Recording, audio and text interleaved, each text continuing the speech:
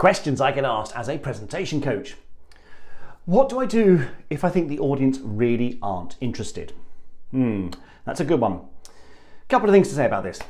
First of all, don't necessarily assume an audience isn't interested. I hear this, I do a lot of work with accountants and people working in finance and financial services, and they often say, oh Steve, people don't want to hear about the figures, they're not interested in the budgets, they find it very boring. Actually, the person with the budget, the person with the access to the funds is often the most important person in the room, because the rest of the meeting or event can't make decisions until they know what that person has to say. So don't assume that those people aren't interested. They may not understand, and that's a different thing. You may have to explain things in much more layperson's terms in order to get them to understand, but it doesn't mean they're not interested. But occasionally, you can be working through your presentation, your carefully prepared speech with your slides and all your structure and all this stuff, and you can just tell it's not quite landing.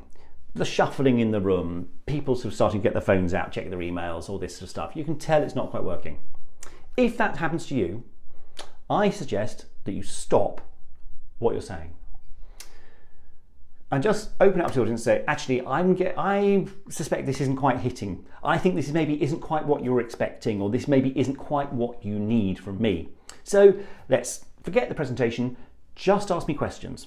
What would you like to know about my topic? And allow the audience to drive the content.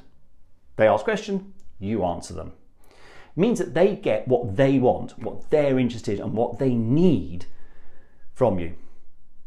It can feel scary, but actually audiences on the whole really enjoy it, because it means they're driving the content and getting exactly what they need from what it is that's in your brain right now. So it's not the end of the world. Don't panic. There are ways out of it.